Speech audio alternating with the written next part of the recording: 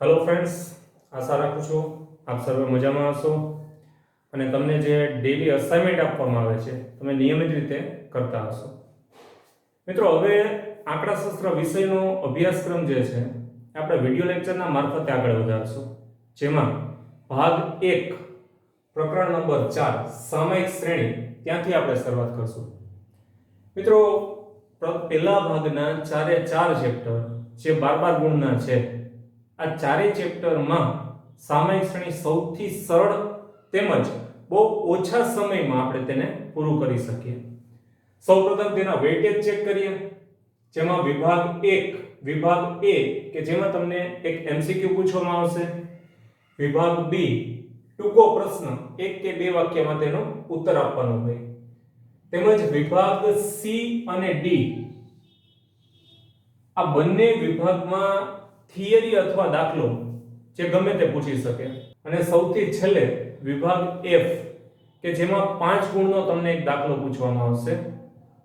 આપણો બોર્ડનો પ્રશ્નપત્ર છે 1 થી 46 પ્રશ્નોનું, એમાં સૌથી છેલ્લો પ્રશ્ન એટલે કે 46મા નંબરે આપણને વૈકલ્પિક પ્રશ્ન આવે છે, જેમાં સામયિક શ્રેણીના 2 દાખલા એકબીજાના વિકલ્પમાં આવે છે. તો મિત્રો, આ ગુણભાર થયો. હવે મૂળ મુદ્દામાં આગળ વધીએ. શું છે સામયિક શ્રેણી? What is time series? તો તેના અર્થ દ્વારા સમજીએ. સમયના ક્રમિક અંતરે મળતી જુદી જુદી ચલરાશિઓનો સમૂહ. ફરી એક વખત વ્યવસ્થિત સમજો. સમયના ક્રમિક અંતરે મળતી જુદી જુદી ચલરાશિઓનો સમૂહ. મિત્રો, અહીંયા ચલની વાત છે. ચલ જે આપણે સહસંબંધમાં શીખી ગયા છીએ, નિરપેક્ષ ચલ, સાપેક્ષ ચલ. તો એક ઉદાહરણ દ્વારા સમજવાનો પ્રયત્ન કરીએ.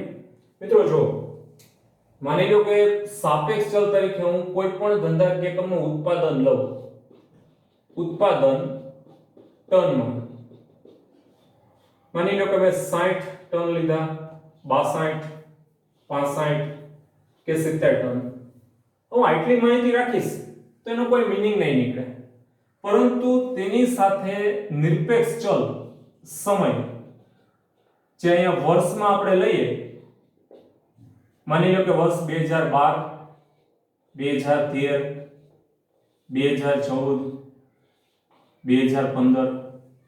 તો હવે તમે ચેક કરો કે જેમાં ચોક્કસ એક અર્થ નીકળે. વર્ષ 2012 નું કોઈ પણ XYZ કોઈ પણ ફોર્મ હોય તેનું ઉત્પાદન જે છે એ 60 ટન છે. વર્ષ 2013 નું ઉત્પાદન 62 ટન છે, 2014 નું 65, એવી રીતે વર્ષ 2015 નું ઉત્પાદન 70 ટન છે. તો આ જે ચલરાશિ છે, ચલરાશિને આપણે y તરીકે દર્શાવીએ છીએ, એ કોના ઉપર આધારિત છે? સમય ઉપર, એટલે કે ટાઈમ t. તો સમય ઉપર આધારિત ચલરાશિઓનો સમૂહ એટલે સામયિક શ્રેણી. ખ્યાલ આવે છે મિત્રો? મિત્રો, આજના લેક્ચરમાં આપણે શક્ય એટલી થિયરીનો અભ્યાસ કરવો છે. ખાસ હું અહીંયા ફરી એકવાર તમને કહીશ, સામયિક શ્રેણીનો જે અર્થ છે વિભાગ D માં પૂછવાની સૌથી વધુ શક્યતા છે. બહુ મહત્વનો પ્રશ્ન છે, ખાસ તૈયાર કરજો મિત્રો. એ સિવાય સામયિક ચલને અસર કરતા પરિબળો, ઘટકો, the components which affects the time series, એ સમજીએ, જેને મુખ્ય 2 ભાગમાં વહેંચ્યા છે.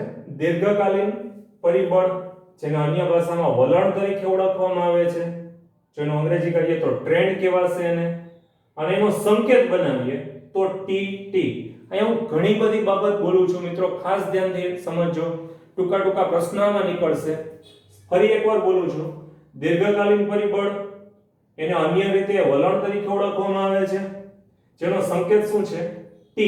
TT. ખ્યાલ આવશે મિત્રો?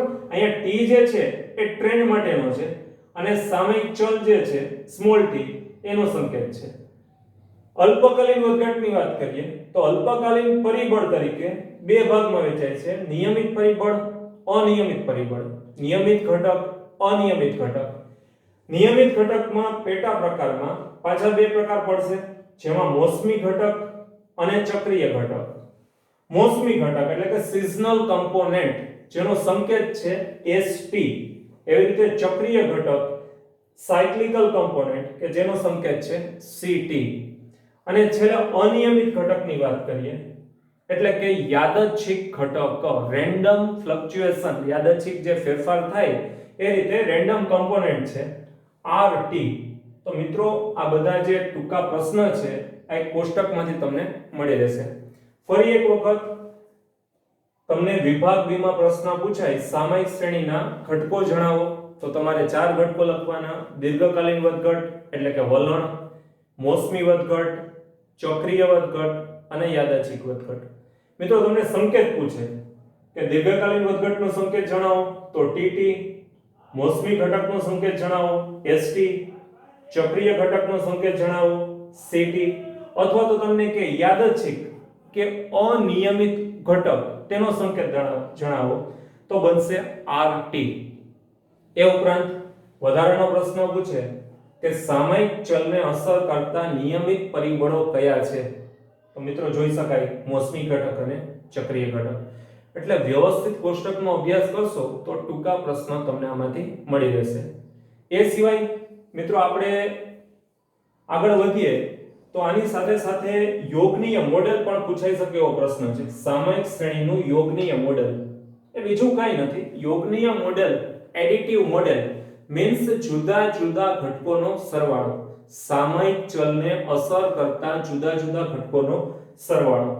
અહીંયા ચલરાશિ છે y કેપ t, એ ચલરાશિ છે 4 જુદા જુદા ઘટકોનો સરવાળો દર્શાવે છે, જેમાં tt એટલે કે વલણ, st એટલે કે મોસમી ઘટક, ct એટલે ચક્રીય ઘટક અને છેલ્લે rt એટલે કે યાદચ્છિક ઘટક. તો મિત્રો આ પણ એક અગત્યનો પ્રશ્ન બની રહે. અને સૌથી છેલ્લે આપણે જે વલણ મેળવવાની, વલણ એટલે એક સમીકરણ, એ મેળવવાની જુદી જુદી પદ્ધતિઓ છે એ પણ પ્રશ્ન પૂછાઈ શકે. સામયિક શ્રેણીના વલણ મેળવવાની જુદી જુદી પદ્ધતિઓનો અર્થ આપો, જુદી જુદી પદ્ધતિઓ જણાવો. તો જેમાં આલેખની રીત એટલે કે ગ્રાફિકલ મેથડ, ન્યૂનતમ વર્ગોની રીત, લીસ્ટ સ્ક્વેર મેથડ અને ચલિત સરેરાશની રીત મતલબ મૂવિંગ એવરેજ મેથડ. તો આ 3 પદ્ધતિ આપણા અભ્યાસક્રમમાં સમાવેશ કરેલ છે, જેને આપણે નેક્સ્ટ લેક્ચરમાં વ્યવસ્થિત રીતના સમજશું. વિદ્યાર્થી મિત્રો, હવેથી આપણે જે ચેપ્ટર છે એની રીતની શરૂઆત કરશું, જેમાં ન્યૂનતમ વર્ગોની રીત એટલે કે લીસ્ટ સ્ક્વેર મેથડ. મિત્રો આ રીતમાં તમારે સમીકરણ મેળવવાનું હોય છે, એટલે કે સુરેખ વલણ, જેને કહેવાશે સુરેખ વલણ અથવા તો વલણ રેખા મેળવો, સુરેખ સમીકરણ મેળવો. તો y cap a plus bt, y cap a plus b into t.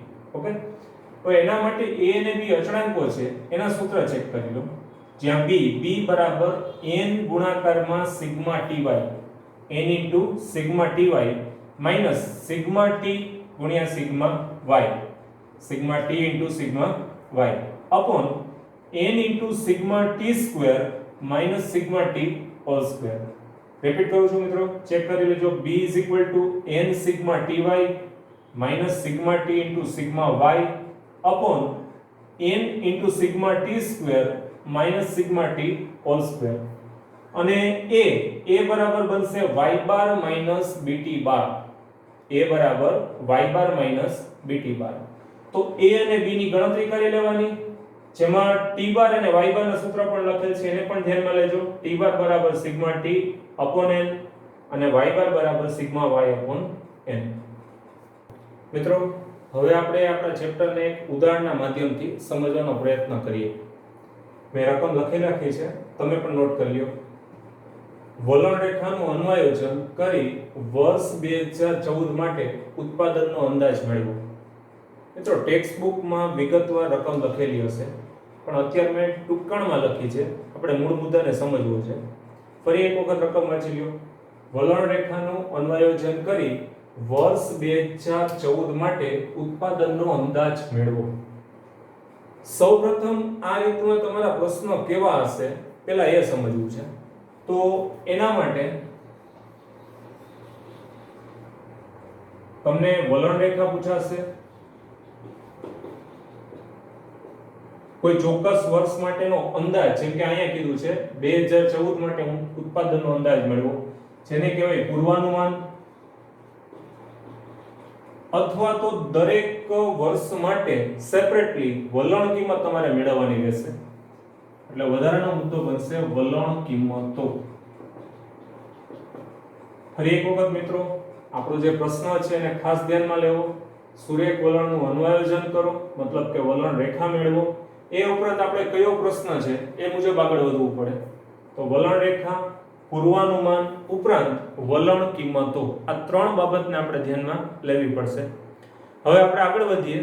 જોઈએ જે આપણને ઉત્પાદન આપેલ છે એ ચલ બનશે y. રેગ્યુલર આપણે જે વર્ષ આપેલા છે એ દરેક વર્ષને ક્રમ આપતું કોલમ એટલે કે t નું કોલમ આપણે બનાવવું પડશે. દરેક વર્ષને આપણે 1 થી ક્રમ આપશું. 1 2 3 4 અને 5. અને તમારા જે રેગ્યુલર કોલમ્સ છે એમાં t ઉપરથી બનશે t² અને t સાથે y નો ગુણાકાર, t સાથે y નો ગુણાકાર એટલે ty. મિત્રો આપણા દાખલાના રેગ્યુલર કોલમ છે. જો તમને પ્રશ્ન પૂછે કે સુરેખ વલણનું અન્વયોજન કરો તો તમારા રેગ્યુલર કોલમ બનશે જે રકમમાં વર્ષ અને ચલરાશિ આપેલ હશે, ઉપરાંત t, t² અને ty. ખાસ યાદ રાખજો, જો વલણ કિંમત તમને માંગેલી હોય તો આમાં એક વધારાનો કોલમ પણ તમારે બનાવવો પડશે. જો કે આ દાખલામાં આપણે માંગ્યું નથી. ઓકે ફ્રેન્ડ્સ, હવે કેલ્ક્યુલેશન કરીએ. 1 એનો વર્ગ બનશે 1, 2 નો વર્ગ 4, 3 નો 9, 4 ના 16 અને 5 ના 25. અને છેલ્લે t y 10 ગુણ્યા 1 10, 28, 45, 72 72 અને 90. ચલો અહીંયા આપણા કોલમ પૂરા. ફરી એક વખત રકમમાં વર્ષ અને ચલરાશિ તમને આપી હોય તો તમારે 3 કોલમ બનાવવા પડશે. પહેલા દરેક વર્ષને ક્રમ આપતું કોલમ એટલે t, 1 2 3 4 5 જેટલા વર્ષો આપ્યા હોય એ મુજબ કોલમ બનાવવું. t ઉપરથી બનશે t², દરેક t ના જે કોલમમાં જે વિગત છે એનો સ્ક્વેર કરવાનો અને t સાથે y નો ગુણાકાર એટલે છેલ્લે ty નો કોલમ. મિત્રો બધાના સરવાળા કરી લો, જેને કહેવાશે sigma y, sigma t, sigma t² અને સિગ્મા ty.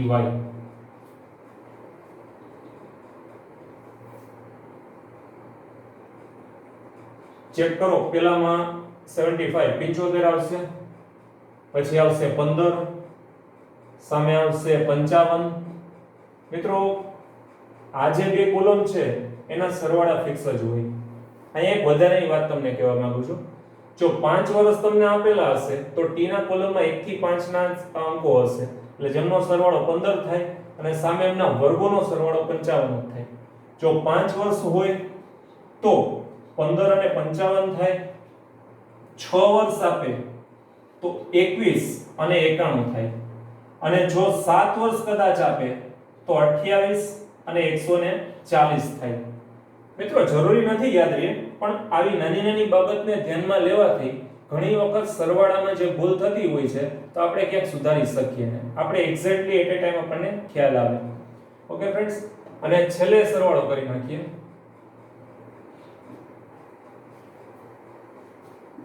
$245. તો આપણે આ કોલમનું કામ પૂરું કર્યું. હવે પેટા ગણતરીમાં આગળ વધીએ. પેટા ગણતરીમાં શરૂઆત કરશું t12 થી. t12 બરાબર sigma t upon n. Sigma t upon n. Sigma t 15 અને n તરીકે કુલ 5 વર્ષો છે, એટલે કે 15 ભાગ્યા 5 મતલબ સિગ્મા t મળશે 3. અને y બાર બરાબર સૂત્ર ચેક કરજો.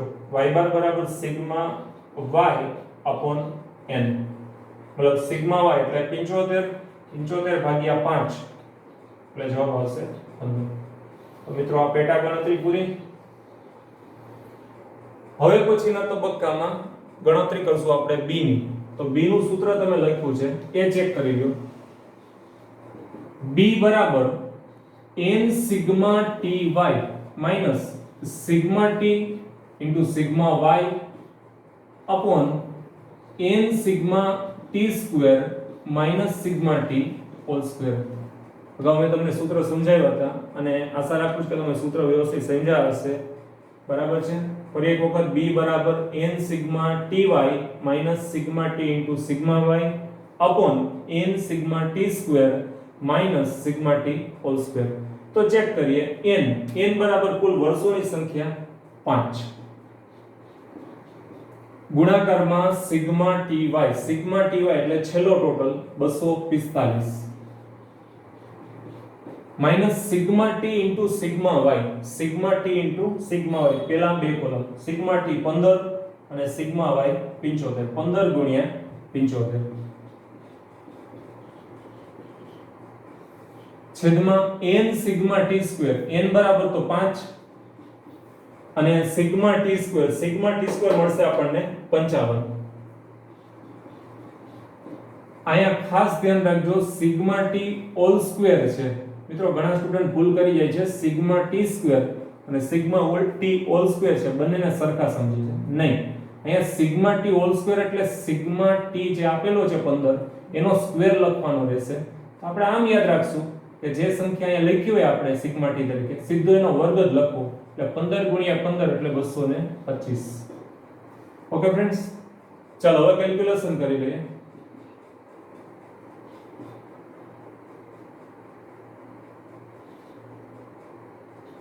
બારસો ને 25 15 5 75 એટલે 5 7 15 6 90 105 ને 7 112 1125 છેદમાં 50 5 1825 બીજા 275 ઓછા 225 મતલબ ઉપર આવશે 100 ના છેદમાં 50 એટલે b બરાબર મળશે આપણને 2. તો આપણે b ના સ્ટેપ્સ આપ્યા, b નું કેલ્ક્યુલેશન કર્યું. વ્યવસ્થિત સમજી લેજો. તમે વિડિયો ફરીવાર ચેક કરજો, નિરાતે શાંતિથી સમજજો એને. હવે b ઉપરથી પછીનું કેલ્ક્યુલેશન આવશે a બરાબર y બાર માઈનસ bt બાર. એનું સૂત્ર y બાર માઈનસ bt બાર. y બાર નું કેલ્ક્યુલેશન શરૂઆતમાં કર્યું છે આપણે. y બાર બરાબર 15. તો 15 ઓછા કૌંસમાં b into t બાર. b બરાબર 2 અને t બાર નું કેલ્ક્યુલેશન શરૂઆતમાં કરેલ છે 3. મતલબ 15 માઈનસ 2 3 6 એટલે 9. a બરાબર મળે આપણને 9. ને છેલ્લે વ્યવસ્થિત હેડિંગ આપી અને દાખલાની પૂર્ણાહુતિ કરીએ આપણે. હેડિંગ આપશો સુરેખ વલણનું અન્વયોજન.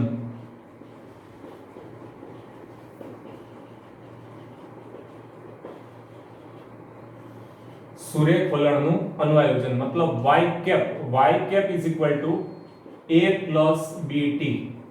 y cap is equal to a plus bt. જ્યાં a બરાબર 9 મળ્યા અને b બરાબર 2 એટલે કે 9 વત્તા 2 ગુણાકારમાં t. ચલો આપણને એક સમીકરણ મળ્યું y cap is equal to 9 plus 2t. તો પહેલો પડાવ પૂરો. હવે ચેક કરવાનું કે ભાઈ કોઈ પ્રશ્ન આગળ કહે છે.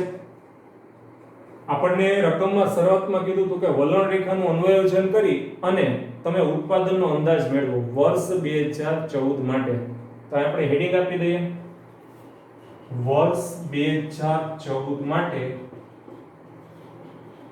ઉત્પાદનનો અંદાજ. જેને આ રીતે પણ દર્શાવી શકાય y cap 2014. આ લખવાની પદ્ધતિ છે. y cap t પણ લખી શકો, y cap 2014 પણ લખી શકો અને કદાચ ન લખો તો પણ ચાલે. ચલો હવે આમાં 9 વત્તા 2 ગુણાકારમાં જ્યાં t આપેલા છે ત્યાં t નું મૂલ્ય આપણે મૂકવાનું છે. એક ખાસ સમજવાનું છે, વ્યવસ્થિત ધ્યાન રાખો મિત્રો. વર્ષ 2012 માટે t નું મૂલ્ય હતું 5. કદાચ અગાઉ છે વર્ષ 2011 માટે t નું મૂલ્ય હતું 4. એવી રીતે જો આના પછીના વર્ષની વાત કરીએ તો વર્ષ 2013 માટે t બનશે 6 અને એવી રીતે વર્ષ 2014 માટે બનશે t 7. તો ત્યાં t ની કિંમત આપણે 7 લેવી પડશે. t બરાબર 7. તો 9 14 મતલબ 23.